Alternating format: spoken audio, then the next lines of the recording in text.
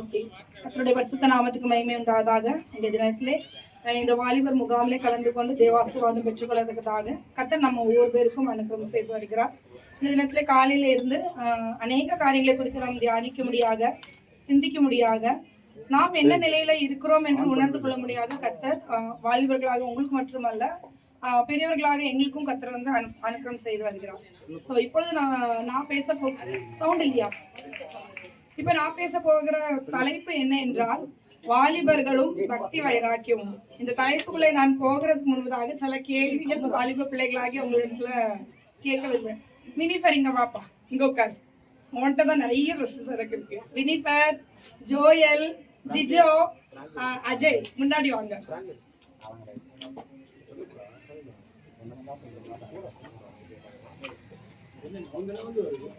ஜிஜேங்க இந்த டேம்லெட் பக்கத்துல வா.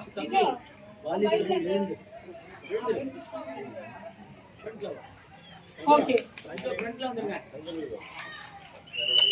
ஃபர்ஸ்ட் கேள்வி என்னன்னா பக்தினா என்ன? பிராங்க்லின், பக்தினா என்னமா? விசுவாசம், விசுவாசம், லாயல்டி. ஓகே, நீ சொல். அவன் சொன்ன பாயிண்ட் என்ன சொல்லாங்க? Bhakti now, what is the definition of bhakti? What is the definition of devoutness to God?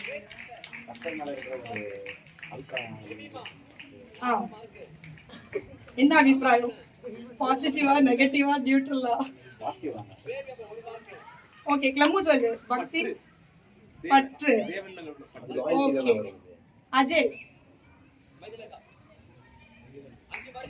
மகிமைப்படுத்துறதா கடவுளை? அது தொழுகையில் ஆயிரும். பக்தினா என்னது? பக்திங்கிறது வந்து நம்மளுடைய இமோஷனோட கனெக்டட் ஆனது. ஜிஜோ, பயம், கடவுள் மேல பயம். ஜோயல், கடவுள் மேல பயம். ஜூப்ளி, கேட்டுட்டேன். திருப்பி உங்களுக்குள்ள ஸ்வீட்டி என்ன சொன்னா யோசிச்சு என்னது திருப்பி சொல்றோம் கால் சிந்திச்சிங்களா? அதுல பக்தினா ஓகே சொல்லிட்டீங்க. இப்ப பக்தி வைராக்கியம் என்னது?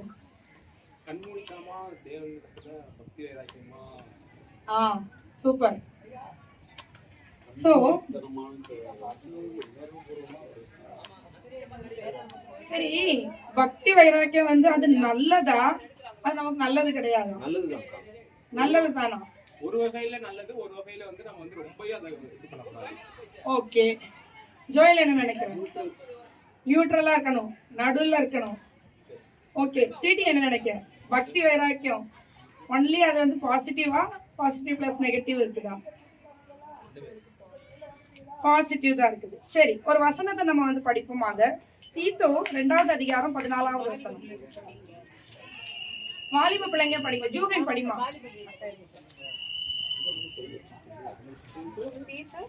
2:14 தீத்துவின் புஸ்தகம் 2வது அதிகாரம் 14வது வசனம். அவர் நம்மை சகல அக்கிரமங்களையும் மீட்டுக் கொண்டு தமக்குரிய சொந்த ஜனங்களாகவும் நற்கிரியைகளை செய்ய பக்தி வைராக்கியம் உள்ளவர்களாகவும் நம்மை சுதந்திரிக்கும்படிக்கு நமக்காக தம்மை தாமே ஒப்பு கொடுத்தார். ஓகே, இங்க இயேசு கிறிஸ்துடைய பக்தியை குறித்து தீத்து புஸ்தகத்துல எழுதப்பட்டிருக்குது. சோ கிறிஸ்து நம்மளுடைய பாவங்களுக்காக அவர் வந்து மரித்து உயிர்க்க முடியாத அவர் நமக்காக ரொம்ப பக்தி வைராக்கியமா இருந்திருக்காரு. எப்படியாவது இந்த மக்களை வந்து நான் மீட்டுக் கொள்ளணும், பாவத்துல இருந்து அவங்களுக்கு விடுதலை தரணும், சாத்தான்ல இருந்து விடுதலை தரணும். இதுதான் கடவுளுடைய டெபினேஷன் ஆஃப் பக்தி வைராக்கியம். சரிங்களா? வேதாகமத்துல சில நபர்கள் நம்ம அவங்களை சில பரிசுத்தவான்களை குறித்தும் நம்ம தியானிக்கலாம், சில நியூட்ரல் பர்சன்ஸை குறித்தும் தியானிக்கலாம். அவங்க வந்து கடவுளுக்காக செஞ்ச காரியங்களை வந்து அவங்க வந்து பக்தி வைராக்கியம்னு அவங்க கருத்துனாங்க. ஆனா அவங்க செஞ்ச விஷயங்கள்ல எது எது வந்து கரெக்டான ஒரு பக்தி வைராக்கியம், அப்படிப்பட்ட பக்தி வைராக்கியம் நம்மிடத்துல இருக்கணும், எப்படிப்பட்ட பக்தி வைராக்கியம் நம்மகிட்ட இருக்கக்கூடாது. That is also very important. கடவுள் மேல் விசுவாசமா இருக்கணும். அந்த விசுவாசம் வந்து மூட நம்பிக்கையா இருக்கக்கூடாது. கடவுள் மேல் பக்தி வைராக்கியமா இருக்கணும், அந்த வைராக்கியமும் தவறாக இருக்கக்கூடாது. ஸோ இந்த கண்ணோட்டத்துல இன்னைக்கு நம்ம வந்து நம்மளுடைய தலைப்பை வந்து நம்ம வந்து தியானிக்க இருக்கிறோம். ஸோ கடவுள் வந்து நம்ம எல்லாருக்கும் அனுக்கிரம் செய்வாராக. கடவுளை குறித்து அநேக காரியங்களை நம்ம வந்து அறிந்து கொள்ள முடியாது. ஒரு வசனத்தை நம்ம படிக்கலாம். எண்ணாகமும் 25வது அதிகாரம் 6ல இருந்து 13வது வசனம். நம்பர்ஸ் 25:16-13. அவினாஷ் தம்பி படிங்கப்பா கொஞ்சம். 13மா 16 இல்ல 6-13, 6ல இருந்து 13. அப்பொழுது மோசேயும் இஸ்ரவேல் புத்திரராகிய சபையார் அனைவரும் ஆசரிப்பு கூடார வாசலுக்கு முன்பாக அழுது கொண்டு நிற்கையில் அவர்கள் கண்களுக்கு முன்பாக இஸ்ரவேல் புத்திரரின் ஒருவன் ஒரு மீதியானின் ஸ்திரீயை தன் சகோதரரிடத்தில் அழைத்து கொண்டு வந்தார். அதை ஆசாரணியாக ஆரோனின் குமாரனான எலெயாசாரின் மகன் பினெகாஸ் கண்டபோது கொஞ்சம் நிப்பாட்டுங்க. இங்க என்ன நடக்குதுன்னா, இஸ்ரவேலர்கள் தங்களுடைய வனாந்தர பிரயாணத்துல இருக்கிறாங்க. இப்ப அவங்க வந்து கானான சுகந்தரிக்க போகிறாங்க. ஆனா அதுக்கு முன்னாடி என்ன நடக்குதுன்னா, பாலாம்னு ஒரு தீர்க்கதரிசியை பற்றி நம்ம வந்து கேள்விப்பட்டிருக்கிறோம். அவர் வந்து ஒரு கள்ள தீர்க்கதரிசி. சோ அவரை வந்து பாலாக்குன்னு ஒரு மோவாபிய ராஜா, அவர் வந்து என்ன பண்றாருன்னா, இஸ்ரேலர்கள் நம்மள வந்து தோற்கடிச்சிடக்கூடாதுன்னு சொல்லிட்டு இந்த பாலாம்ங்கிற தீர்க்கதரிசிக்கு வந்து காசு கொடுக்குறாரு. காசு கொடுத்து, நீ வந்து இஸ்ரேல் ஜனங்களை எனக்காக வேண்டி சபிக்கணும். சபிச்சனா நான் வந்து அவங்ககிட்ட செய்யற அந்த யுத்தத்திலயோ ஏதோ ஒரு விதத்துல அவங்க வந்து தோந்து போகணும், அவங்க என்னைய வந்து மேற்கொள்ளக்கூடாது. இப்ப நம்ம இந்தியன் கான்டெக்ட்ல நம்ம வந்து பார்த்தோம்னா, குறி சொல்றாங்க இல்லையா, அவங்ககிட்ட போய் பணம் கொடுத்து எனக்கு என்ன நடக்கும், நாளைக்கு எனக்கு என்ன நடக்கும், இவன் என்னுடைய எதிராளி, இவனை நான் வந்து இப்படி செய்யணும்னு நிறைய விஷயங்கள் பண்றாங்கல்ல. அதே மாதிரி இந்த பாலாம்ங்கிற தீர்க்கதரிசி வந்து இஸ் a paid prophet. ஆனா கடவுளுடைய பார்வையில வந்து கர்த்தர் வந்து சில டைம் தீமையானவர்களிடத்துல ஆண்டவர் வந்து பேசுறாரு. நம்ம வந்து நினைக்க கூடாது ஆண்டவர் வந்து நான் பக்தியா இருக்கனால கடவுள் என்கிட்ட பேசும். அநேக முறை நம்ம தப்புல இருப்போம், நம்ம பாவத்துல இருப்போம், ஆனாலும் கர்த்தர் வந்து நம்மகிட்ட பேசிட்டு இருப்பாரு. ஆண்டவர் பேசுறதுனால நிறைய பேர் இன்னைக்கு என்ன நினைக்கிறாங்கன்னா, நான் கரெக்டா இருக்கிறேன், இதுவே ஒரு பெருமையாகவும் ஒரு மமதையாகவும் சென்று அநேகர் விழுந்து போகிறதுக்கு கிறிஸ்தவ மண்டலத்துல ஒரு காரணம் ஆகுது. அதுக்கு வந்து ஒரு குட் எக்ஸாம்பிள் வந்து இந்த பாலாம் தீர்க்கதரிசி தான். சோ அவன் வந்து கடவுள்கிட்ட வந்து ஜெபிக்கிறான். யாரு மெய்ரேனாகி யெகோவாட்ட தான் அவன் வந்து ஜெபிக்கிறான். ஆண்டவரே நான் வந்து இஸ்ரவேலர்களை சபிக்கணும். ஆனா ஆண்டவருடைய சித்தம் என்ன? இஸ்ரவேலை ஆசீர்வதிக்கிறது தான் ஆண்டவருடைய சித்தம். ஆண்டவர் என்ன சொல்றாரு, அப்படியெல்லாம் நீ வந்து பண்ணக்கூடாது, இஸ்ரேல நான் ஆசீர்வதிக்கத்தான் சித்தமா வச்சிருக்கேன்னு சொல்லவும் பாருங்க, இந்த பாலாம் ஒரு கள்ள தீர்க்கதரிசியா இருக்கான். ஆனா அவன்கிட்ட ஒரு நல்ல விஷயம் இருக்குது.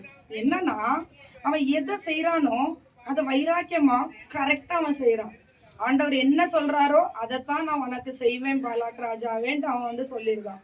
ஆண்டவர் வந்து இந்த மக்களை சபிக்க கூடாதுன்னு என்னது சொன்ன உடனே இந்த ராஜா என்ன பண்றாரு, அவனுக்கு வந்து நிறைய இன்சென்டிவ்ஸ் கொடுக்குறாரு. நான் உனக்கு நிறைய பணம் தர்றேன், நீ ஏன் பிளேஸுக்கு வா, நீ திருப்பி இந்த மக்களை பாரு, பார்த்துட்டு உனக்கு வந்து ஏதாவது உனக்கு தோணும், அதை வச்சு நீ அவங்கள சபி. அந்த ஸ்பாட்டுக்கு வந்து பாலாம் தீர்க்கதரிசி வர்றாரு. வந்து அந்த இஸ்ரேல் ஜனங்களை வந்து அவர் பார்க்கும்போது, அவங்க வந்து டெசர்ட் ஜர்னில இருக்கனால அவங்க வந்து பாளையம் தங்கி இருக்கிறாங்க, டென்ட்ஸ் போட்டிருக்கிறாங்க. அந்த நிறைய தியோலஜின்ஸ் வந்து என்ன சொல்றாங்கன்னா, ஆண்டவர் வந்து அந்த 12 கோத்திரங்களுக்குள்ள அந்த 10 ஃபார்மேஷன் வந்து ஒரு சிலுவை ஷேப்ல வந்து அவங்க வந்து ஃபார்ம் பண்ணிருப்பாங்க.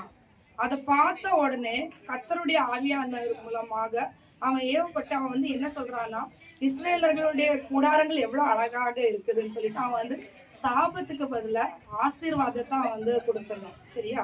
இப்படி வந்து 2-3 முறை நடக்குது. கடைசியில பாலாக்கு வந்து ரொம்ப டென்ஷன் ஆயிடுது. பாலாக் ராஜாக்கு, நீ ஏதாவது என்னது செய்யணும், இந்த ஜனங்களுக்கு தீமை செய்யணும். இப்போ பாலாங்கிற தீர்க்கதரிசியுடைய சிந்தனையில ஒண்ணு வருது, நான் டைரக்டா இவங்கள சபிக்க முடியாது, கடவுள் விட மாட்டாங்க, கடவுள் தம்முடைய ஜனங்கள் யாரையும் நம்ம வந்து சபிக்க கூடாதுன்னு தான் ஆண்டவர் வந்து நமக்கு வந்து போதிச்சிருக்கிறாங்க.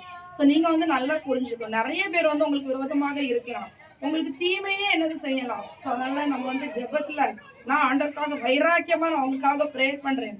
ஆண்டவரே அவங்க அழிஞ்சு போகட்டும், அவங்க செத்து போகட்டும், அவங்களுக்கு வியாதி வரட்டும் அப்படி நம்ம சொன்னோம்னா, பாலாம் தீர்க்கதரிசியுடைய அந்த தீய ஆவி நம்மகிட்ட இருக்குதுன்னு நம்ம வந்து புரிஞ்சுக்கணும். அவங்கள ஆசீர்வதிப்போம். நமக்கு தீமை பண்றாங்களா, ஆண்டவரே இவங்க எனக்கு துரோகம் செய்யறாங்க, அவங்க நல்லா இருக்கட்டும், என்னையும் நீர் ஆசீர்வதின்னு சொல்லும் போது கர்த்தர் அவர்களுக்கு மேலாக உங்களை உயர்த்துவார். என்னென்ன நீங்க வந்து அவங்ககிட்ட இருந்து நீங்க வந்து இழந்து போனீங்களோ அதையும் பெற்றுக்கொள்றதுக்கு கர்த்தர் வந்து கிருபை செய்வார். ஸோ அடுத்தது வந்து பாலாமுடைய சிந்தனை எப்படி போகுதுன்னா, இஸ்ரேலர்களுக்கு ஆண்டவர் நிறைய கட்டளைகள் கொடுத்திருக்கிறார், ரூல்ஸ் அண்ட் ரெகுலேஷன் அவங்க மீறினாங்கன்னா ஆண்டவருடைய தண்டனை டைரக்டா வந்துடும். நம்ம இவங்கள ஒன்றும் பண்ண வேண்டாம், அவங்களுடைய ஆண்டவரே அவங்கள வந்து அட்டாக் பண்ற அளவுக்கு நம்ம வந்து சிச்சுவேஷன்ல புஷ் பண்ணணும்னு சொல்லிட்டு பாலாக் ராஜாக்கு அட்வைஸ் கொடுத்து என்ன பண்றாங்கன்னா, ஒரு மோகாபிய ஒரு சீஃப்டன், ஒரு ட்ரைபல் சீஃப் உடைய மகளை வந்து இஸ்ரேலைட்ஸ்குள்ள கேம்ப்ல வந்து விட்டுருக்காரு. அவளை பார்த்தோன்னே பெரசா வந்து ரொம்ப அழகா இருந்திருப்பான்னு நினைக்கிறேன். அவளுடைய அழகை பார்த்து இஸ்ரேலர்கள் நிறைய பேர் சோரம் போய் தப்பான முறையில அவட்ட விபச்சாரம் பண்ணிட்டாங்க.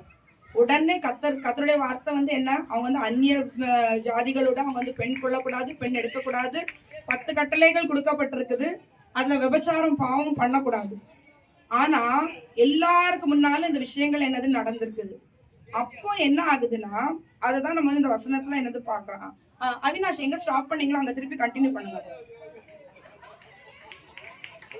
ஆரோனின் குமாரனான எலியாசாரின் மகன் பினெகாஸ் கண்டபோது அவன் நடுச்சபையிலிருந்து எழுந்து ஒரு ஈட்டியை தன் கையிலே பிடித்து இஸ்ரவேலனாகிய அந்த மனிதன் தேசித்தனம் பண்ணும் அறையிலே அவன் பின்னாலே போய் இஸ்ரவேல் மனிதனும் அந்த ஸ்திரீயுமாகிய இருவருடைய வயிற்றிலும் ஈட்டி உருவு போக அவர்களை குத்தி போட்டான்.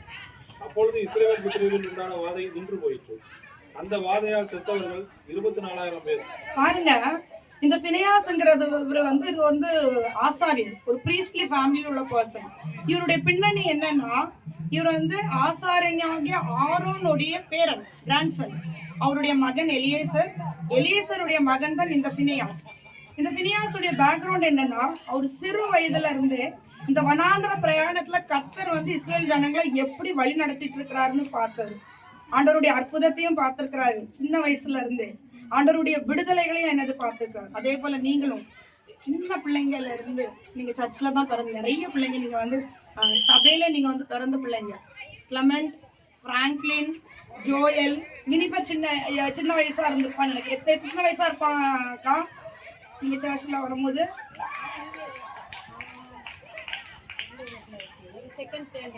Second standard. சின்ன வயசுல நீங்க எல்லாருமே சபையில என்னது இருக்கிறீங்க.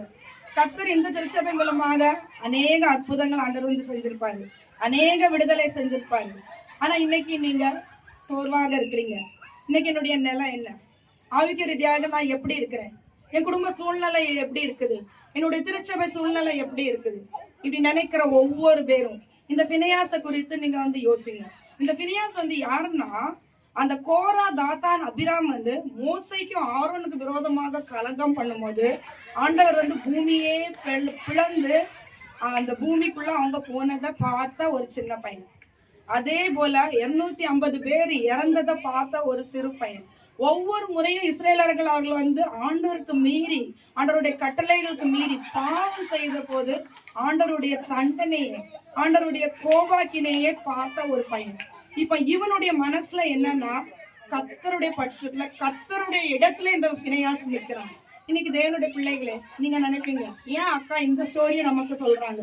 இப்ப நம்மளை சுத்தி நிறைய பாவம் நடக்குது. அது சபையில இருக்கலாம், வெளியே இருக்கலாம், நம்மளுடைய சொந்த பந்தங்கள்ல இருக்கலாம். அதுக்குன்னு ஒருத்தங்க தப்பு பண்ணிட்டாங்கன்னு சொல்லிட்டு இப்படியா எல்லாருக்கும் முன்னாடி போய் ஈட்டி எடுத்து என்னது குத்தி கொள்ளுவாங்களா? சிந்தனை வருதா இல்லையா? நீங்க என்ன நினைக்கிறீங்க? பினெயாஸ் பண்ணது கரெக்டா? இப்ப ஒரு வாலிபன் தேவனுக்காக அவன் பக்தி வைராக்கியமாக இருந்து அந்த பாளையத்துக்கு முன்பதாக இந்த 2 பேர் பாவம் செஞ்ச 2 பேரும் உருவ குத்துன 2 பேரையும் சேர்த்து ஸ்பியர் வச்சு அவர் வந்து பியர்ஸ் பண்ணியிருக்கிறாரு. அடுத்தது தேவன் இவருடைய கிரியையை ஆண்டவர் வந்து இதை வந்து எப்படி பாக்குறாருன்னு சற்று நம்ம வந்து படிப்போம். தொடர்ந்து படிங்கம்மா. கர்த்தர் மோசேயை நோக்கி, நான் என் எரிச்சலில் இஸ்ரவேல் புத்திரரை நிர்மூலமாக்காதபடிக்கு ஆசாரியனாகிய ஆரோனின் குமாரனான எலியாசாரின் மகன் பினெகாஸ் என் நிமித்தம் அவர்கள் நடுவில் பக்தி வைராக்கியம் காண்பிக்கிறார். இஸ்ரவேல் புத்திரரில் உண்டான என் உத்திரத்தை திருப்பினார். தேவனுடைய ஜனங்களே, ஸ்டாப். இன்னைக்கு ஆண்டவர் நம்மகிட்ட பிரியமா இருக்கிறாரா, பிரியமா இல்லையான்னு சற்று நம்ம வந்து சொல்லிட்டோம். நம்ம செஞ்சதோ, நம்மளுடைய முன்னோர்கள் செஞ்சதோ, நம்மளுடைய திருச்சபையில நமக்கு காணப்பட்ட தலைவர்களோ அல்லட்ட ஊழியக்காரர்களோ அவங்க செஞ்ச சில காரியங்கள்னா, அல்லட்டு நம்மளோட பெற்றோர் கூட இருக்கலாம், அவங்க செஞ்ச சில காரியம்னா நீங்க இன்னைக்கு ரொம்ப டிஜெக்டடா இருக்கிறீங்களா? கடவுள் என்ன எதிர்பார்க்கிறாரு தெரியுமா? What is your stand now? அவங்க செஞ்ச அந்த தவறின் பாதையில நீங்க போக போறீங்களா? தேவன் பட்சத்துல நின்று தேவன் வந்து அவங்க மேல எந்த பார்வையோடு தேவன் வந்து நியாயம் தீர்ப்பாங்க, அந்த ஒரு கடுமையான தன்மை உங்களிடத்துல இருக்க போதா, அல்லட்டு நீங்க ஜஸ்ட் ஒரு லாக்கடைஸ்கல் ஆட்டிடியூட்ல இருக்க போறீங்க? அவங்க பண்ண எனக்கு என்னப்பா, நானும் கடவுளும், நான் பரலோகத்துக்கு போனோம், அவ்வளவுதான், எனக்கு என்னை சுத்தில என்னது நடக்குது, ஐ ஜஸ்ட் டோன்ட் கேர் அப்படிப்பட்ட ஒரு ஆட்டிடியூட் நம்மகிட்ட இருக்குதான்னு இன்னைக்கு சற்று கொஞ்சம் நீங்க வந்து சொல்லுவீங்க. ஓகேங்களா? ஸோ அடுத்தது கண்டினியூ பண்ணுங்கப்பா.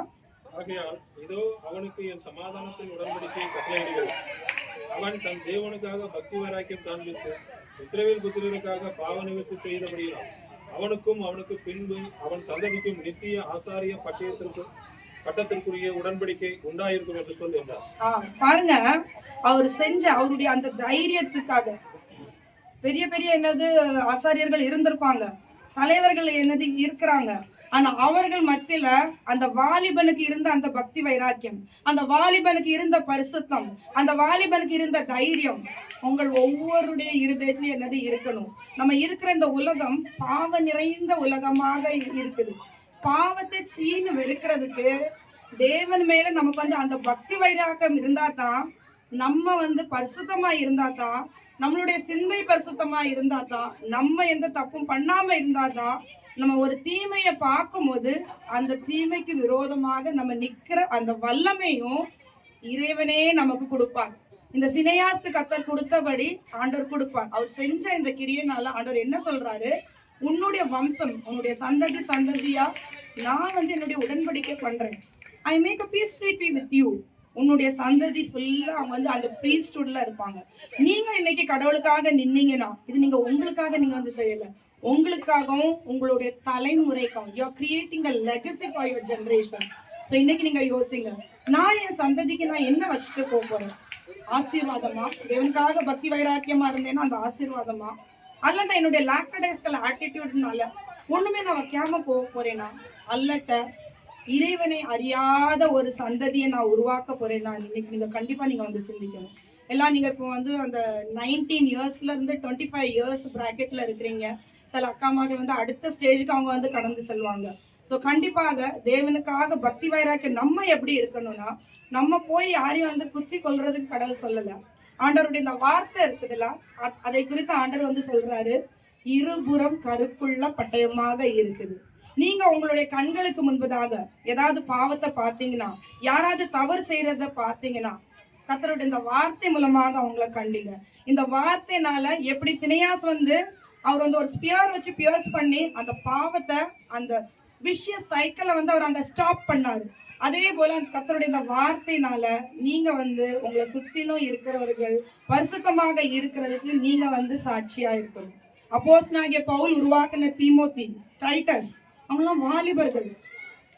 ஜீசஸ் வந்து அப்போஸ்டல்ஸ்ல ஜான், அவரை வந்து ஆண்டவர் வந்து டிசைபிள்ஷிப்ல கூப்பிடும் போது அவருக்கு வயசு என்ன தெரியுமா? தியோலஜிஸ்ட் என்ன சொல்றாங்கன்னா 18 வயசு. இப்ப 18 வயசா இருக்கிற நம்ம வந்து நினைக்கிறோம், நான் சின்ன பிள்ளை, எனக்கு ஒண்ணும் தெரியல, நான் இப்போதான் நான் பைபிளை நான் வந்து கத்துக்கிட்டு இருக்கேன். ஆனா கர்த்தர் நம்மளை வந்து தொடும் போது பெரிய காரியம். அந்த ஜான்ட்ட ஆண்டவர் வந்து தன்னுடைய தாயுடைய பொறுப்பே கொடுத்தாரு. நமக்கு வெளிப்படுத்தல் புஸ்தகமே கர்த்தர் வந்து அவருக்கு வெளிப்படுத்தினாரு. இந்த உலகத்தார் வந்து நீங்க வாலிப பிள்ளைங்கன்னு சொல்லிட்டு உங்களை துச்சமா நினைக்கலாம். But God doesn't see you like that. He expects you to be zealous for God. கடவுளுக்காக நீங்க எவ்வளவு பக்தி வைராக்கியமா நீங்க இருக்கிறீங்கன்னு சொல்லிட்டு கர்த்தர் உங்கள்கிட்ட எதிர்பார்க்கிறாரு. நீங்க அப்படி நடந்து கொள்ளும் போது, பாவத்தை தட்டி கேட்கும் போது, நம்ம பரிசுத்தமாக இருந்தாதான் அதையும் செய்ய முடியும். அந்த தைரியத்தையும் கர்த்தர் வந்து, இதைத்தான் நான் வந்து பக்தி வைராக்கியம்னு சொல்றேன். எங்க பாவம் நடக்குதோ அதை தட்டி கேளுங்க, இப்படி பண்ணாதீங்கன்னு என்னது சொல்லுங்க. அதுக்கப்புறம் மூப்பர்களை வச்சு அவங்ககிட்ட சொல்றதுக்கு கர்த்தர் வந்து உங்களை வந்து பக்குவப்படுத்த முடியாத கர்த்தர் வந்து கிருபை செய்வார். அது மட்டும் இல்ல, இந்த பகுதியில அந்த தவறு செய்த அந்த 2 நபர்கள் அவங்களுடைய பேரையும் கடவுள் வந்து மென்ஷன் பண்ணியிருக்காரு. 15வது வசனத்தை படிங்க தம்பி. மீதியானிய ஸ்திரீயின் பெயர் கஸ்பி, அவள் சூரின் குமாரத்தி, அவன் மீதியானுடைய தகப்பன் வம்சத்தாரான ஜனங்களுக்கு தலைவனாயிரு. 14வது வசனம். மீதியானிய ஸ்திரீயோடு குத்துண்டு செத்த இஸ்ரவேல் மனிதனுடைய பெயர் சிம்ரி, அவன் சல்லுவின் குமாரனும் சிமியோனியின் தகப்பன் வம்சத்தனும் ஒரு பிரபுமாயிருந்தான். பாருங்க, ஆண்டவர் வந்து தப்பு பண்றவங்களே இந்த பைபிள் ஆண்டவர் எழுதி வச்சிருக்கிறாரு. எதுக்கு எழுதி வச்சிருக்கிறாருன்னா, அவங்க செய்த தவறு மாதிரி நீங்க செஞ்சா உங்கள் மேல என் தண்டனை வரும்னு ஆண்டவர் வந்து ஒரு வார்னிங்காக வேண்டி ஆண்டவர் வந்து எழுதி. God records everything. நம்ம நினைக்கிறது, நம்ம சிந்திக்கிறது, நம்ம பேசுறது, நம்ம கேட்கறது, everything is recorded in his heaven. அதனால அந்த கடவுளுக்கு நம்ம வந்து பயந்து இருக்கும் போது தேவனுக்காக கண்டிப்பாக நம்ம வந்து பக்தி வைராக்கியமா என்னது இருக்க முடியும். அடுத்தது வந்து நம்ம ஒரு தீர்க்கதரிசி குறித்து நம்ம வந்து பார்க்கலாம். ஸோ நம்ம பழைய ஏற்பாட்டுல வந்து தீர்க்கதரிசிகள் நிறைய பேர் என்னது உண்டு இல்லையா? ஸோ ஃபேமஸான தீர்க்கதரிசி யாரு? எல்லாருக்கும் தெரிஞ்ச ஒரு பர்சன் தான், சாமுவேல். ஓகே, ஏசையா. ஓகே, ரொம்ப ஃபேமஸ்.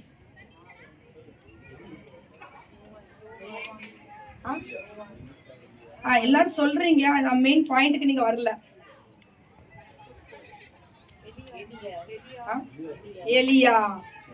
எலியா தான் ஒரு மெயின் தீர்க்கதரிசி. அவருக்கு எப்படிப்பட்ட பக்தி வைராக்கியம் இருந்தது. இந்த எலியாவை குறித்து நம்ம வந்து பார்க்கும்போது திடீர்னு அவர் வர்றாரு. அவருடைய பூர்வீகம் என்ன, அவருடைய அம்மா அப்பா யாரு, அவருடைய ஃபேமிலி என்ன, ஒண்ணுமே தெரியாது. டிஸ்பியன் ஆகிய எலியா, அந்த டிஷ்பிங்கிறது வந்து ஒரு பிளேஸ், கிலியாட்ல ஒரு பிளேஸ். திடீர்னு ஒரு தீமையான ராஜா வந்து இஸ்ரேல் அரசாண்டுட்டு இருக்காரு, ஆகாப் ராஜா. திடீர்னு அந்த ஆகாப் ராஜாக்கு முன்பதாக வந்து அவர் வந்து வார்ன் பண்றாரு. ஆகாப் ராஜா வந்து அவர் மனைவியாக ஏசபேல் ஒரு குவீனை வந்து திருமணம் முடிச்சுக்கிறாரு. இந்த ஏசபேல் என்ன பண்றான்னா, இஸ்ரேல் ஜனங்களை வந்து கடவுள்கிட்ட இருந்து விலக்கி பாகால் வந்து கும்பிடுறதுக்கு ஃபுல்லா பாகால் வர்ஷிப்பை வந்து இஸ்ரேலா வந்து கொண்டு வந்திருக்கான். ஸோ இந்த பீரியட்ல அவர் வந்து என்ன தீர்க்க தரிசனம் சொல்றாருன்னா, கடவுள் வந்து சொல்றாரு இனிமேல் வந்து மழை பெய்யாதுன்ட்டு அவர் வந்து ஒரு சாபத்தை வந்து ரொம்ப கடுமையா அவர் வந்து பேசுறாரு. இன்னைக்கு நம்ம இருக்கிற அரசாங்கம் தீமையான அரசாங்கம் தான். கிறிஸ்தவர்களாக நம்ம வந்து எப்படி இருக்கிறோம்? நம்ம வந்து பயந்து போய் இருக்கிறோமா? கடவுளுக்காக தைரியமா என்னது நிக்கிறோமா? எனக்கு ஞாபகம் இருக்குது, ஜெயலலிதா உயிரோட இருந்த நாட்கள்ல ஒரு முறை அவங்க வந்து ரொம்ப அவங்க தவறு செஞ்சுட்டு இருந்தாங்க. அந்த பைனான்சியல் பிரச்சனைகள்லாம் ரொம்ப போயிட்டு இருக்கு. அப்போ வந்து பெரியய்யா இருந்தாரு. பெரியய்யா வந்து ஜெயலலிதாவும் சரி, அதுக்கு முன்பதாக என்னது பிரபாகரன் என்னது ஸ்ரீலங்கால ஒரு பர்சன், இந்த 2 பேருக்கும் அவங்க வந்து வார்ன் பண்ணி லெட்டர் எழுதினாங்க. ஸோ நம்ம வந்து இந்த அதிகாரத்துக்கு நம்ம வந்து பயப்படக்கூடாது. ஏன்னா நமக்குள்ள இருக்கிற கடவுள் வந்து அவர் நம்மளை வந்து ஏக்குனார்னா, எல்லாத்தையும் நம்ம வந்து சொல்ல முடியாது. கடவுள் ஏக்குனார்னா நம்ம எச்சரிப்புல அநேகர் வந்து மனம் திரும்புறதுக்கு கர்த்தர் வந்து ஒரு வழியை வைப்பார். இந்த எலியாவை குறித்து நம்ம வந்து சற்று நம்ம வந்து பார்ப்போமாக. 1 ராஜாக்கள் 19வது அதிகாரம் 10வது வசனம் 14வது வசனம்.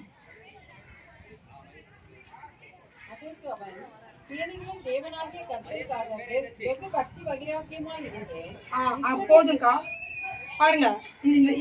இந்த எலியா தீர்க்கதரிசி தேவனுக்காக பக்தி வைராக்கியமா இருந்ததும் கிடையாது, இருந்தது மட்டும் இல்ல, அவர் போல்டா சொல்றாரு, நான் கடவுளுக்காக பக்தி வைராக்கியமாக இருந்தேன். என்ன சம்பவம்னா, இஸ்ரேலர்கள் எல்லாரும் ஐடல் வர்ஷிப்க்கு போயிருக்காங்க.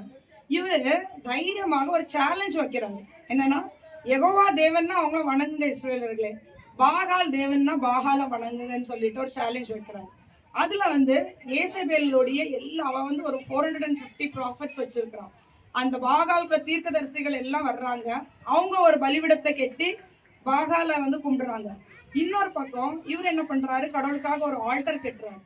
ஆல்டர் கட்டிட்டு அவர் என்ன பண்றாரு, பலிய வச்சுட்டு தண்ணீர் குடத்துல வந்து ஃபுல்லா தண்ணிய வந்து சுத்தி ஒரு 12 டைம்ஸ் ஊத்த சொல்றாரு. எங்க வந்து தண்ணி ஊத்தப்படுகிறதோ அங்க தீ பற்றி எரியுமா? தண்ணிக்கும் தீக்கும் சம்பந்தமே கிடையாது. அவர் அப்படி செஞ்சுட்டு அதுக்கப்புறம் பலிவிடத்து மேல தன்னுடைய சர்வாங்க தகன பலியை வச்சுட்டு ஆண்டவர்கிட்ட வந்து ஒரு சின்ன பிரேயர் தான் பண்றாங்க. ஆண்டவரே என்னுடைய ஜெபத்தை கேளும்னு அவர் வந்து சொல்றாரு. நிறைய டைம் நம்ம நினைக்கிறோம், நம்ம லாங் அண்ட் லென்த்தி பிரேயர்ஸ் பண்றதுனால கடவுள் நம்முடைய அப்படி கிடையாது. நம்மளுடைய உருக்கமான ஜெபம், நம்மளுடைய உண்மையான ஜெபம், நம்மளுடைய பக்தி வைராக்கியமான ஆண்டவர்கிட்ட ஒரு சென்டென்ஸ் நம்ம ஜெபிச்சாலே போதும். கர்த்தர் அக்கினியை கூட வானத்துல இருந்து கீழே இறக்க வல்லவராக இருக்கிறார்.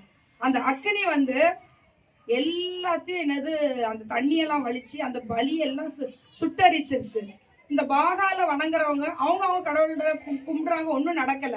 இவர் வந்து கிண்டல் பண்றாரு, என்ன பாகால் தூங்கிட்டு இருக்கிறாரா, என்ன வரலையா, அப்படியெல்லாம் அவர் வந்து சொல்றாரு. ஆனா ஒண்ணுமே வரல. ஏன் வரல? அது உண்மையான தேவனே கிடையாது. இங்க யெகோவா வந்து அவருக்கு வந்து அந்த ஒரு சீல் கொடுத்த பிறகு இவர் என்ன பண்றாருன்னா, கர்த்தருடைய வசனம் இந்த போர்ஷன் வந்து இப்ப நம்ம வசனம் படிக்கிறதுக்கு டைம் இல்ல. 1 Kings 19th சாப்டர் ஃபுல்லா நீங்க வந்து வீட்டுல போய் நீங்க வந்து படிங்க. இந்த ஃபுல் ஸ்டோரியும் உங்களுக்கு வந்து இருக்கும்.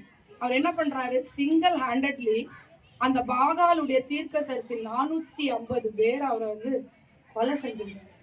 அவருடைய பக்தி வைராக்கியம் எப்படி இருக்கு வந்து சிங்கிள் ஹேண்டட்லி. ஆண்டவர் அப்படிப்பட்ட ஒரு தைரியத்தை அவருக்கு வந்து கொடுத்தாரு. இப்போ நம்ம வந்து பக்தி வைராக்கியமா நம்ம ஏதாவது ஒரு காரியம் செஞ்சிருந்தோம், ஒரு ஆவேசத்துல ஏதாவது செஞ்சிருந்தோம், அதோடைய கான்சிக்வன்சஸ் நம்ம வந்து சஃபர் பண்ணுவோம் இல்லையா? அந்த கான்சிக்வன்சஸ் என்னன்னா, ஏசபேல் வந்து அவளும் வந்து ஈக்குவல் லெவல்ல அவ வந்து பேட்டில் ஃபீல்ட்ல வந்த மாதிரி வந்திருந்தான். வந்துட்டு அவன் வந்து என்ன பண்றான்னா, யெகோவாவை மெய் இறைவனை வணங்குற எல்லா தீர்க்கதரிசிகளையும் கொலை செய்யுங்கன்னு சொல்லிட்டு அவன் வந்து கட்டளை விட்டுருந்தான். எல்லா தீர்க்கதரிசிகளையும் கொலை செய்கிற ஒரு சிச்சுவேஷன், நிறைய பேர் இறந்துருந்தாங்க. இப்ப இந்த நேரத்துல ஒபேதியா என்ற அந்த ஆகாப் ராஜாவுடைய அரண்மனையில இருக்கிற ஒரு பர்சன், அவர் என்ன பண்றாரு, ஒரு புகையில வந்து கொஞ்சம் கொஞ்சமா தீர்க்கதரிசிகளை ஒழிச்சு அவங்களுக்கு ஆகாரத்தை கொடுத்து தண்ணீரை கொடுக்குறாரு. இன்னைக்கு நம்ம நினைக்க வேண்டாம், நம்மளுடைய சூழ்நிலை சரியில்லை, நம்ம தேசத்தின் சூழ்நிலை சரியில்லை, நம்ம ஊழியம் பண்ண முடியாது. ஐயா இன்னைக்கு நம்ம எல்லாரும் ஊழியக்காரர்களா ஆகணும்னு சொல்றாரு. 20 years ஆஃப்டர் திஸ் இந்த தேசம் எப்படி போகும்னு தெரியாது, எப்படிப்பட்ட ராஜ்யம் வரும்னு என்னது தெரியாது, என்ன கவர்மெண்ட் வரப்போகுதுன்னு என்னதுன்னு தெரியாது. அந்த நேரத்துல நான் வந்து ஊழியம் செய்யறதுக்கு சூழ்நிலைகள் இருக்குமான்னு தெரியாதுன்ட்டு நீங்க நினைக்காதீங்க. கர்த்தர் அந்த ஒபேதியாவை போல அநேக உபேதியாவை கர்த்தர் உங்களுக்காக கர்த்தர் வைத்திருப்பார். நீங்க வந்து என்ன பண்ணணும்னா, கர்த்தருக்காக பக்தி வைராக்கியமாக ஊழியம் செய்யணும் தான் கர்த்தர் வந்து உங்களிடத்துல எதிர்பார்க்கிறாரு. நமக்கு இலவசமாக கிடைச்ச இந்த ரெட்ஷிப்பை நம்ம மற்றவர்களுக்கு பகிர்ந்து கொடுக்கணும். அதுதான் காட் வந்து நம்மகிட்ட வந்து எக்ஸ்பெக்ட் பண்றாரு.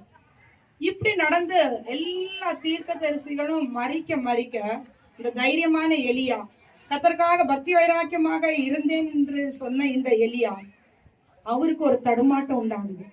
நினைக்காதீங்க, உங்களை வழி நடத்துறவங்க, உங்களுடைய ஊழியக்காரங்க எப்பவும் அவங்க வந்து ஸ்ட்ராங்கா இருப்பாங்கன்னு நினைக்காதீங்க. ஏதாவது ஒரு கட்டம் அவங்களுடைய வாழ்க்கையிலும் வரும். எங்கேயாவது அவங்க பலவீனமா இருப்பாங்க. அவங்க விசுவாசத்துல என்னது வீக்கா இருக்கும் போது, வாலிப பிள்ளைகளாக நீங்க இன்னைக்கு நாங்க வந்து அவங்கள கைப்பிடித்து தூக்குறோம், அன்னைக்கு நீங்க எங்களை கைப்பிடித்து தூக்கி எங்களை ஊழியத்துல வந்து நீங்க வந்து பலப்படுத்துற ஒரு கருவிகளாக கர்த்தர் உங்களை உருவாக்கணும்னு தான் எங்களுடைய வாஞ்சி. அதுக்காக தான் இந்த பக்தி வைராக்கியத்தை குறித்து பேசணும்னு ரொம்ப ஐயா வந்து எனக்கு கொடுத்த டாபிக் வந்து வேற. ஸோ அந்த விஷயத்துக்காக நான் வந்து கடைசி சனிக்கிழமை உங்களுக்காக நான் ஜெபிச்சேன். ஒரு 2 hours என்னது ஜெபிக்கும் போது இந்த டாபிக்ல தான் பேசணும்னு என்னது கடல் வந்து எனக்கு உணர்த்தினாரு. ஸோ ஐயாட்ட நான் இந்த டாபிக்ல நான் பேசுறேன்னு சொல்லிட்டு ஐயாவும் நானும் அந்த டாபிக்கை வந்து ரீஷஃபல் பண்ணிக்கிட்டோம். பாருங்க, இவர் வந்து பயந்து போய் என்ன நிலைக்கு இந்த பரிசுத்தவான் ஆயிருந்தாருன்னா, சுசைடல் டெண்டன்சிஸ் வந்துருது. எல்லாரும் போயிட்டாங்களே, யெகோவாவை நான் வந்து யெகோவாவை இந்த தேசத்துல நான் ஸ்தாபிச்சேனே, கடவுள் அப்பெல்லாம் என் கூட இருந்தாரு. ஆனா ஏசபேல் வந்து எல்லா தேவனை வணங்குறவங்களும் அவன் வந்து கொன்னான். அப்ப இந்த இறைவன் எங்க போனாரு? எல்லா தீர்க்கதரிசிகளையும் என்னது கொன்னான். அப்ப இறைவன் எங்க போறாரு? ஆண்டவர் என் கூட இல்லையா? நான் ஆண்டவருக்காக கொண்டு அந்த பக்தி வைராக்கியம் வந்து வீணா போயிட்டுதான். நான் எதுக்கு உயிரோட இருக்கணும்? நான் செத்து போயிட்டேன். இந்த ஒரு சுசைடல் டெண்டன்சிஸ் அவருக்கு வந்து அவர் என்ன பண்றாருன்னா, கர்மேல் மலையில தான் அவர் வந்து இந்த பலியை வந்து கொடுத்து கடவுளை ஸ்தாபிக்கிறாரு. இப்போ அவர் வந்து ஓரேப் மலையில எப்படி ஏறுறாருன்னா, as a dejected person, as a person who doesn't want to live anymore, as a person who want to die, அந்த நிலைக்கு அவர் வந்து போகிறார். அங்க என்ன நடக்குதுன்னா, ஆண்டவர் வந்து ஒரு தேவதூதனை அனுப்பி அவருக்கு அந்த சாதாரண ஆகாரம் தண்ணீரை கொடுத்து கர்த்தர் அவரை வந்து பலப்படுத்துறாரு. அந்த பலத்தினால அந்த ஓரே பர்வதத்தை 40 நாட்கள் ஏறி இறங்கிருக்காரு. அப்போ இவர் கண்டிப்பா இவர் வந்து ஒரு ஏஜ் பர்சனா தான் இருந்திருப்பாரு. அவ்வளவு பலத்தை ஆண்டவர் வந்து கொடுக்குறாரு. நம்ம நினைக்கலாம், எனக்கு பலவீனமா இருக்குது, என்னால என் ஃபேமிலி கமிட்மெண்ட்ஸ் என்னால ஃபுல்ஃபில் பண்ண முடியல, நான் என்ன ஊழியம் பண்ணுவேன், நான் ஸ்டடீஸ் பண்ணிட்டு இருக்கேன், I don't have any time. But no, if you take time for God, God will strengthen you. கடவுள் உங்களை பலப்படுத்த வல்லவராக இருக்கிறார். இந்த எலியா தீர்க்கதரிசியை தேவன் பலப்படுத்தினார். அவர் கொண்ட அந்த பக்தி வைராக்கியத்தை போல இன்னைக்கு நீங்கள் ஒவ்வொரு பேரும் கர்த்தருக்காக பக்தி வைராக்கியம் உடையவர்களாக ஊழியத்துல நீங்க வந்து வாழணும். கண்டிப்பாக கர்த்தர் தேவனுடைய ராஜ்யத்தோட நீதியும் தேடுங்கள், இவெல்லாம் உங்களுக்கு கூட கூட்டி கொடுக்கப்படும். So you don't worry about what you will do tomorrow. What is your future? கடவுள் உங்களுக்கு நல்ல அம்மா அப்பாவை கொடுத்திருக்காரு, நல்ல குடும்பத்தை கொடுத்தாரு, நல்ல கல்வியை கொடுத்தாரு, நிறைய பேர் வந்து நல்ல வேலையில இருக்கிறீங்க. கண்டிப்பாக தேவன் இவ்வளவு உங்க வாழ்க்கையில செஞ்ச ஆண்டவர் உங்களுடைய நெக்ஸ்ட் ஸ்டேஜ் ஆஃப் லைஃப்ல அவங்க உங்களை கைப்பிடிக்க மாட்டாரா? ஏன் நம்மகிட்ட அந்த ஒரு அவிசுவாசம் நம்மகிட்ட ஏன் இருக்குது? God expects us to be faithful person. ஆண்டவர் நம்மகிட்ட பெரிய விசுவாசம் தான் எதிர்பார்க்கல. அவர் என்ன எதிர்பார்க்கறது தெரியுமா? கடுகு அளவு விசுவாசம். கடுகு எவ்வளவு இருக்கும்? இத்தினோண்டு தான். எண்ணெயை ஈட் பண்ணி கடுகை போட்டீங்கன்னா என்ன ஆகும்? அது பொறிஞ்சு டப டப டப டப டப டபன்னு வெடிக்கும், பட்டாசு போல வெடிக்கும். நீங்க இன்னைக்கு மற்றவர்களுக்கு முன்பதாக நீங்கள் சிறியவர்களாக இருக்கலாம், கடுகை போல இருக்கலாம், ஆனா அந்த கடுகளவு விசுவாசம் உங்களிடத்துல இருக்கலாம். கத்தர் வந்து உங்களுக்குள்ள அந்த ஃபயர் ஆண்டவர் வந்து கொடுத்தாருன்னா நீங்க வந்து பற்றி எறிகிற வல்லமையும் தேவன் வந்து உங்களுக்கு கொடுக்க வல்லவரா இருக்கிறார். ஹல்லேலூயா. அதை தான் நாங்கள் வந்து எதிர்பார்க்கிறோம். அதுக்காக தான் நாங்கள் வந்து பிரயாசப்படுகிறோம், போராடுகிறோம். கடவுள்கிட்ட உங்களுக்காக நாங்கள் வந்து ஜெபிக்கிற அநேகர் வந்து இந்த திருச்சபையில உங்களுக்காக இருக்கிறாங்க. நீங்க நினைக்காதங்க, எங்களுக்கு முந்தின ஜெனரேஷனுக்கு வந்து வழி நடத்துறது ஐயா சொன்னாங்க, நிறைய பரிசுத்தவான்கள் இருந்தார்கள், இன்றைக்கும் இருக்கார்கள். இன்றைக்கு எலியா போன்ற தீர்க்கதரிசிகள் இந்த திருச்சபையில உண்டு. இன்றைக்கும் கர்த்தர் ஒபேதியா போல ஊழியக்காரர்களை தேவன் வைத்திருக்கிறார். உங்களுக்கு தெரியல, ஆண்டவர் என்ன சொல்லி பலப்படுத்துறாரு தெரியுமா? எலியா தீர்க்கதரிசிய, நீ ஏன் கவலைப்படுற? பாகாலுக்கு முன்பதாக வணங்காத எவ்வளவு பேரை நான் மிகுதியா வச்சிருக்கேன், 7000 பேரை மிகுதியா வச்சிருக்கிறேன்.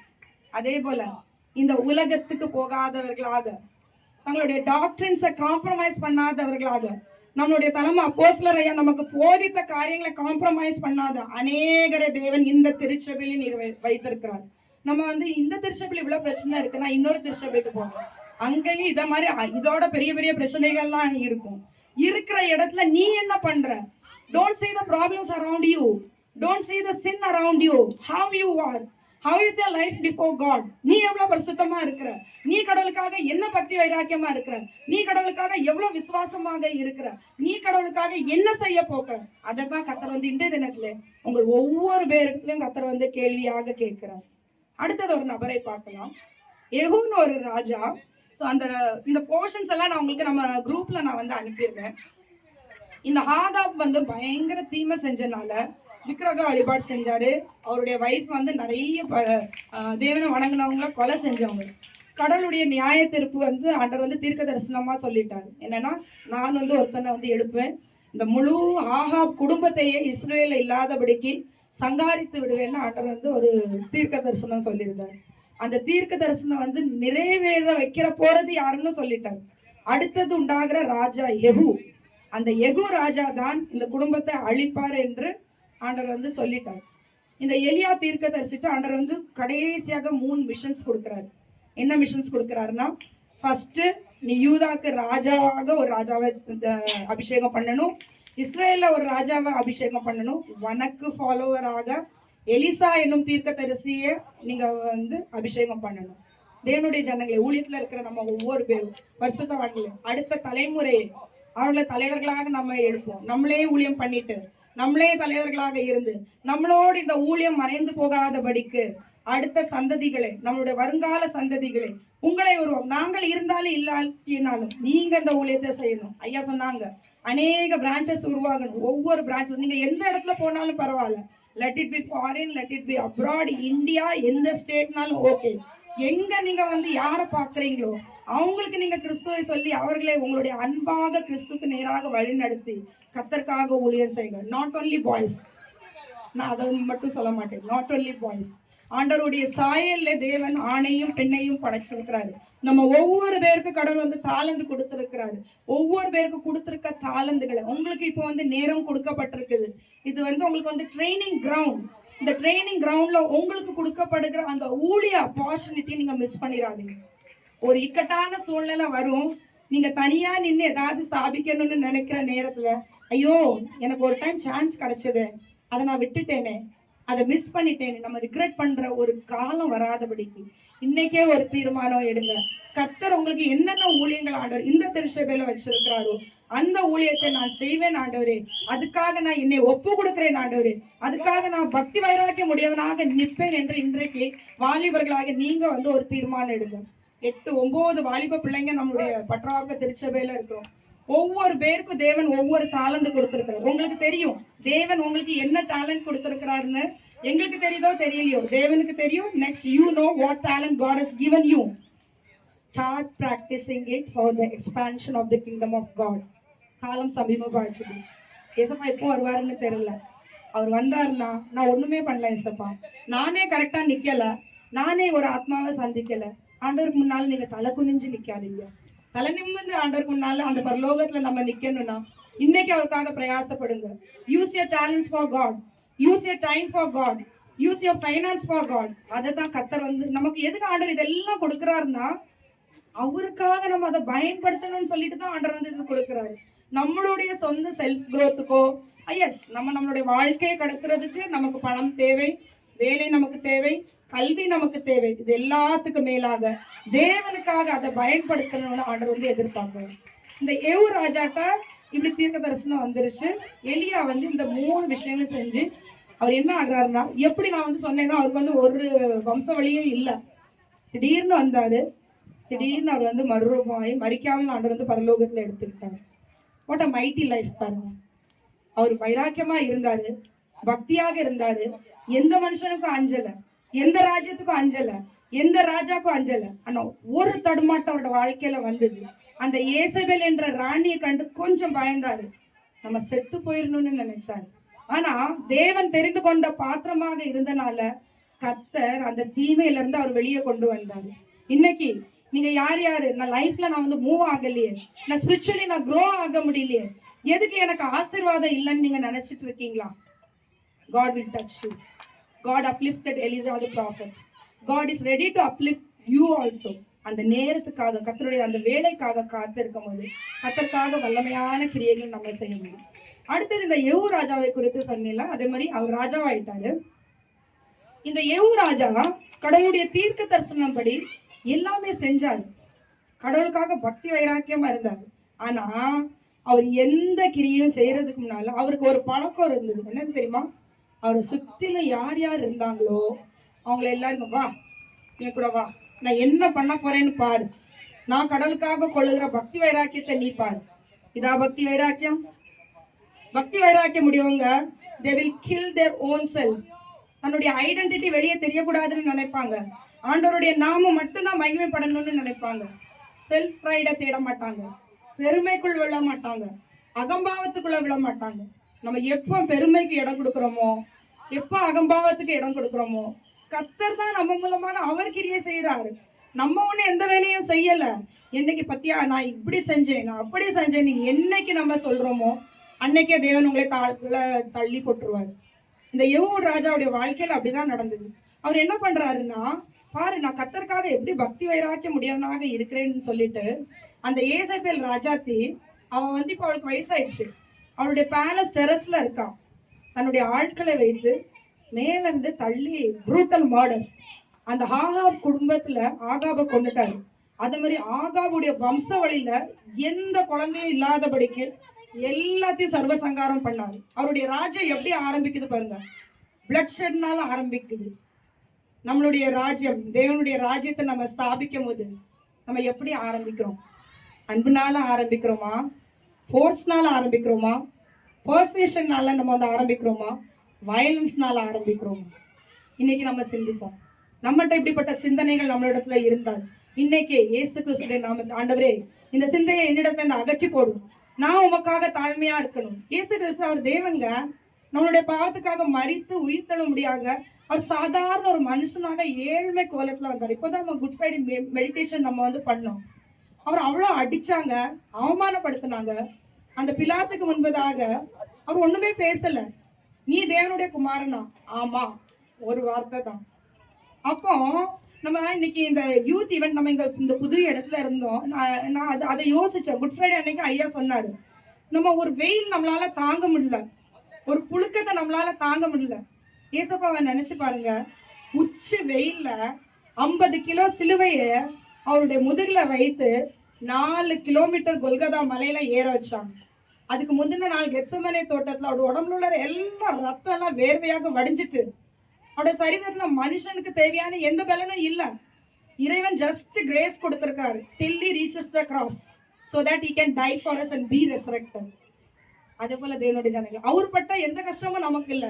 நம்ம நினைக்கிறோம் என் வாழ்க்கை ஃபுல்லா கஷ்டமாவே இருக்குதுன்ட்டு. ஆண்டவருக்கு மாதிரி உள்ள பாடுகள் நமக்கு இருக்குதா? யாராவது நம்மளை சிலையில அடிச்சாங்களா? யாராவது நம்மள முகத்துல துப்புனாங்களா? யாராவது நம்மளை அவமானப்படுத்த, யாரும் ஏதாவது சொன்னாலும் கூட நம்மளால வந்து அதை வந்து சகிக்க முடியல. திருப்பி அவங்கள ஏதாவது சொல்லிருந்தாட்ட பலார்னு அடிச்சிருந்தா தான் நமக்கு மனசு வருது. இயேசுவை சிந்திச்சு பாருங்க, இதுதான் பக்தி வைராக்கியம். என்னுடைய வீட்டை குறித்த பக்தி வைராக்கியம் என்னை பற்றி கொண்டது என்று இயேசு கிறிஸ்து சொன்னார். அந்த பக்தி வைராக்கியத்தினால தேவாலயத்தை வந்து 2 முறை சுத்திகரிக்கும் போது சாட்டை எடுத்து அடிச்சு துரத்தின அந்த ஏசப்பா சிலுவையில இருந்து அவர் வந்து கர்த்தருடைய தேவதூதர்களால் ஒரு சாட்டை எடுத்து எல்லாரையும் அவரை துன்புறுத்துறவங்களும் அவருக்கு அடிக்க முடியாதா? உயிரே எடுக்க முடியுங்க. ஆனா அவர் எடுக்கல, சகிச்சாரு. யாருக்காக வேண்டி? எனக்காக வேண்டி, உங்களுக்காக வேண்டி. நம்ம வாழ முடியாது, நம்ம பரலோகத்துக்கு வர முடியாது. ஆனா நம்ம இன்னைக்கு என்ன பண்ணிட்டு இருக்கோம்?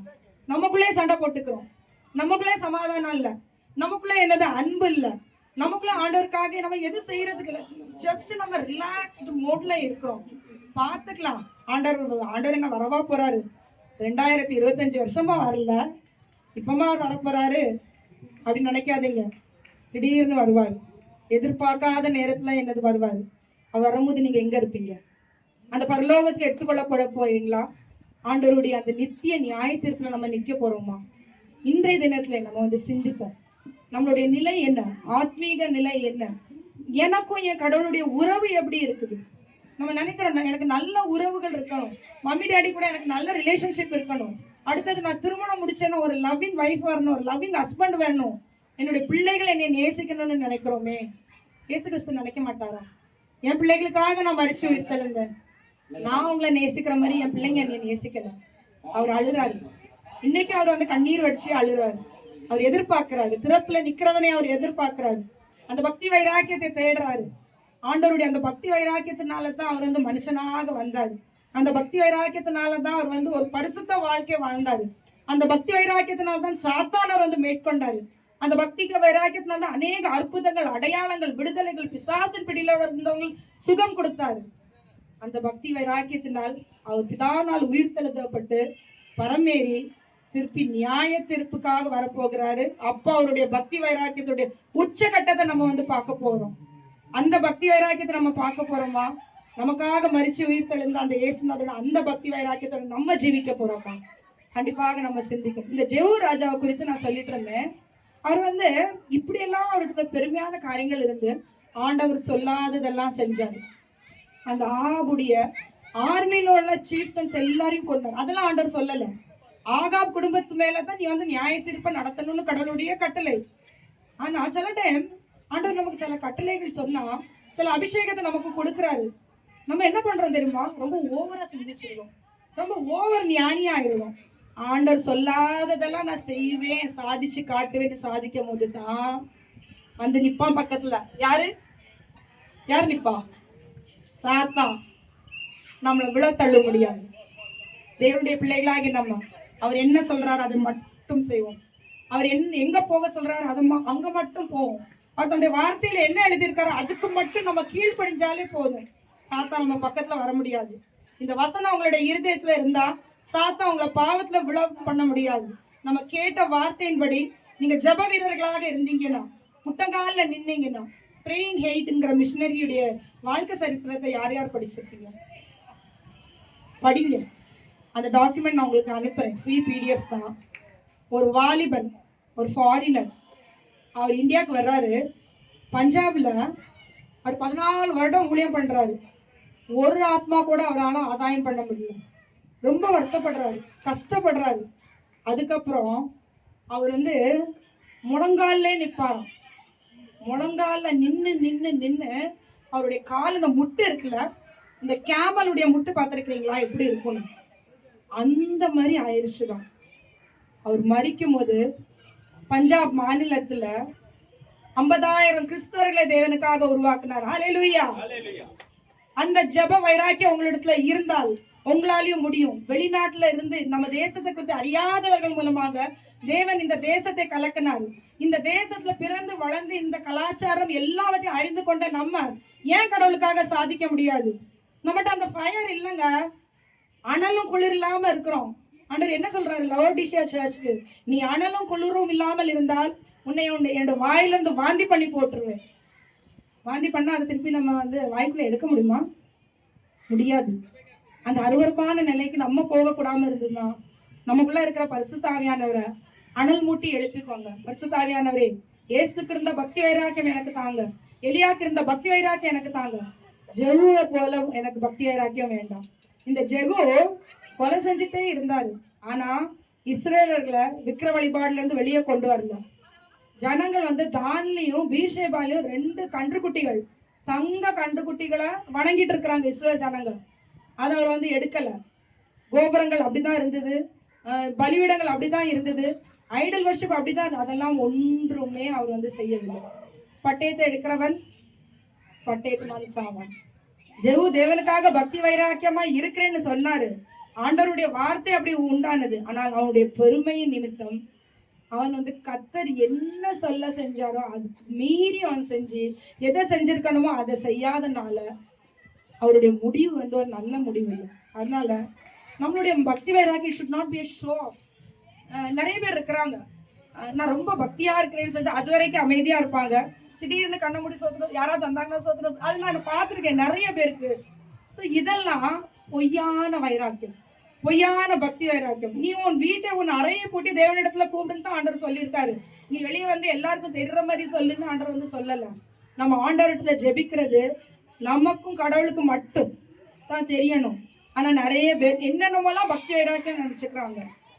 என்னது சிலவங்க டிஃப்ரெண்ட், அவங்களுக்கு வந்து பக்தி வைராக்கியம்னு என்னன்னு புரியாதவங்களாக நிறைய பேர் என்ன நடந்து கொள்றாங்க. அதனால மெய்யான பக்தி வைராக்கியம், தேவனுக்காக வாழணும், தேவனுக்காக பக்தி வைராக்கியம் கொள்ளணும். எந்த சூழ்நிலையில ஆண்டவர் வந்து என்ன நோக்கத்தோட எதை செய்வார், அந்த காட்ஸ் வில், கடவுளுடைய பார்வை, அதுதான் மெய்யான பக்தி வைராக்கியம். அந்த மெய்யான பக்தி வைராக்கியத்தோடு கர்த்தர் உங்கள் ஒவ்வொரு பேரையும் கர்த்தர் வந்து நிறைப்பாராக. இயேசு கிறிஸ்துவை தொடர்ந்து அவர் வந்து எழுப்பின அந்த 12 சீஷர்கள் 12 அப்போஸ்தலராக மாறி, இயேசு கிறிஸ்து இருந்த வரைக்கும் அவங்க பயந்தாங்க, யாரு எதுவுமே அவங்க பண்ண முடியல. ஆனா இயேசு கிறிஸ்துவ பரலோகத்துக்கு போற இயேசு கிறிஸ்துவ பார்த்ததுல இருந்து அவங்க தேவனுக்காக உலகமெல்லாம் போய் அந்த உலகத்தையே அசைச்சாங்க. கிறிஸ்டியானிட்டி வந்து இப்ப இன்னைக்கு இந்த அளவுக்கு வளர்ந்துருக்குதுன்னா அந்த 12 அப்போஸ்தலர்கள் தான். அவங்க தேவனுக்காக ரத்த சாட்சியாக அவங்க வந்து மரிச்சாங்க. அவங்க போட்ட அந்த விதைனாலதான் இன்னைக்கு நம்ம வந்து ரட்சிக்கப்பட்டிருக்கோம். நம்ம என்ன விதை போட போறோம், மக்கள் மத்தியில நம்ம என்ன செய்ய போறோம் என்று நம்ம வந்து சற்று சிந்திப்போமாக. கர்த்தருக்காக உண்மையான ஒரு பக்தி, மாய்மாலமான பக்தி வைராக்கியம் அல்ல, உண்மையான ஒரு பக்தி வைராக்கியம் உடையவர்களாக இருந்து தேவனுடைய ராஜ்யத்தின் விருதுக்காக நாம் வந்து செயல்படுவோமா. ஒரு பாடலை படித்து இந்த செஷனை நம்ம முடித்துடலாம். ஜூலின் ஸ்வீட்டிவாங்க, உங்களுக்கு தெரிந்துன்னா அந்த பாட்டை சேர்ந்து கொஞ்சம் வாலிபர்கள் எந்திரிச்சு நிக்கிறீங்களா? நீங்களும் சேர்ந்து இதை வந்து படிங்க. பரிசுத்தவான்கள் தெரிஞ்சவங்க தெரியுமா அந்த பாட்டு தெரியாது, அந்த சாங் இருக்கிறேன், அதை கொஞ்சம் படிச்சு அனுப்பி சாங்